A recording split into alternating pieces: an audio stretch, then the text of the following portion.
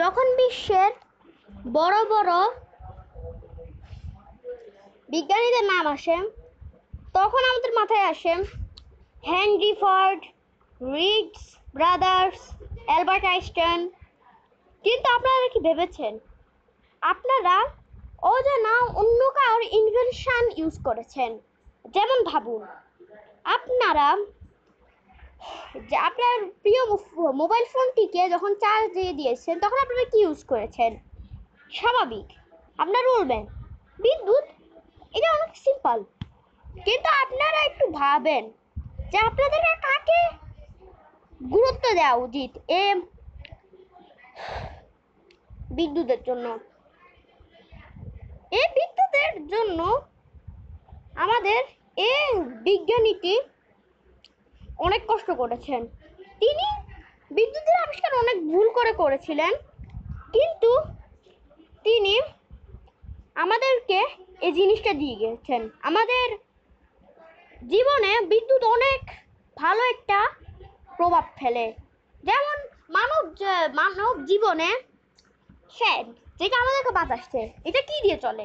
বিদ্যুৎ দিয়ে না? এই বিদ্যুৎটি কে আবিষ্কার করেছেন? Nikola Tesla. আজ আমরা নিকোলা টেসলার জীবন কাহিনী কাহিনী শুনব। 1943 সালের 7 জানুয়ারি হোটেল নিউ ইয়র্কে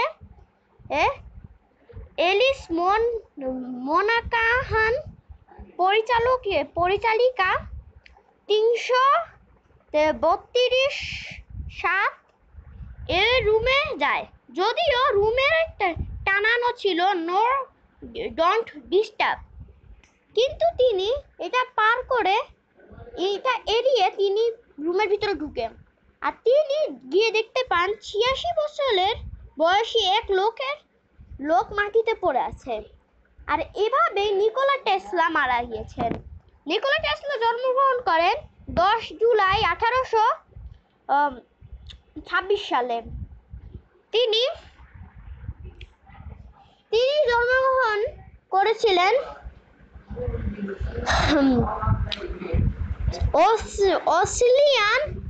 অস্ট্রিয়া সাম্রাজ্য, বর্তমান ক্রোয়েশিয়াতে।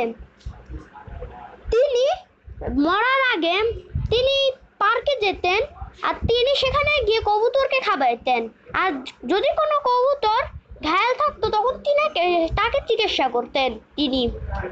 কিন্তু একবার অনেক শীতের রাতে যখন তিনি কবুতরদেরকে খাবার দিতে গিয়েছিলেন তখন তিনি অ্যাক্সিডেন্ট করেন।